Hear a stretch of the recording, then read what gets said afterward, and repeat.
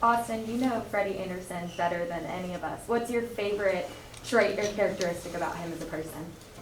I don't know. There's a lot. He's just a great guy.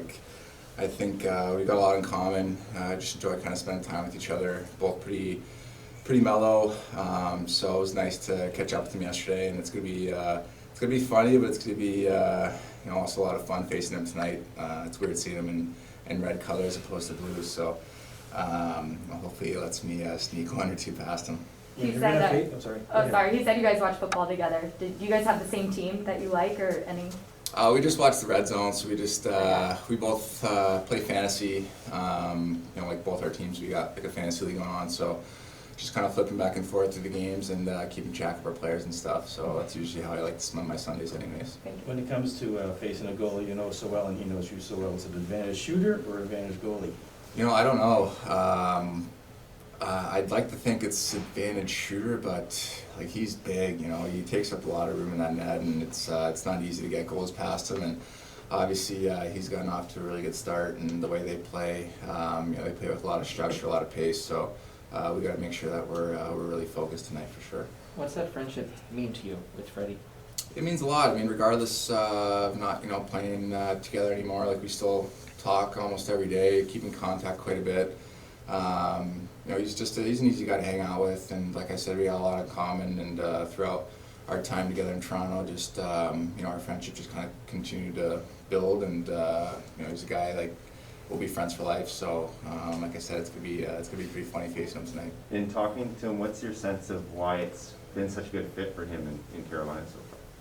I don't know. I mean, sometimes I think a change of scenery can help. It's obviously it's a different scenery, different place. You're kind of going in a little bit of a polar opposite from coming from Toronto down here. But I know for him, like he's pretty easy going. Like he don't really care where he's playing. Like he's got his routine and he's extremely focused. And no matter what, he's going to do everything he can to succeed and be the best goalie and the best teammate that he can be. What was your takeaway from Saturday night, and what has to change moving forward for you guys? Yeah, I mean, it wasn't. It's definitely not something to be proud of at all. I think for us, obviously, we realized that we need up our intensity level and our focus and attention to detail. And I think just moving as a cohesive unit, all 5 guys on the ice, we need to do a better job of that. I think for us too, it's 2 weeks into the season, 6 games. Obviously, a lot of the noise on the outside can become really loud, but I think when you really just get down to it, we obviously got a lot of work to do and we want to be better and we're going to be better, but I think that noise and the panic from the outside can't shake us, because there's really no reason it should, because it's still early and we're still obviously trying to figure out our game, and we haven't played nearly to the ability that we'd like to or that we expect from ourselves.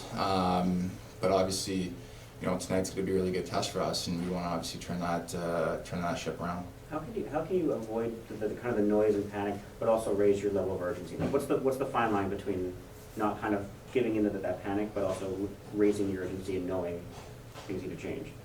I just think not to take what you guys say too seriously, and not to really focus on that too much, to be honest, because obviously you guys got a job to do and that's fine, but I think within the room, we realize obviously that we need to play better, but at the same time, it's not like end all be all. It's not the end of the world right now. We're still trying to figure it out, and we're still trying to mesh together, and we got a lot of work to do, and we realize that. But at the same time, we're not going to let the outside shake us just because that's the narrative that's being portrayed right now. You and William have a lot of experience together, but why do you think you and Michael might have some success tonight? No, I think he's he just works extremely hard. He's a really smart player. We've actually been spending a lot of time off the ice. We have a mutual friend that he played with, who I'm really good friends with. So we just kind of had a lot in common in that sense, and I've been spending a lot of time together off the ice. So hopefully that can kind of translate to on the ice as far as chemistry goes. But just watching them, and we played in that third period obviously the other night, and you can just tell he's always on the puck. He's smart. He makes plays, and hopefully we can get some stuff going tonight. Austin, you mentioned Freddie's routine. Watching him here on a daily basis, he's a professional. Mhm. So when you think about him as a professional, what comes to mind?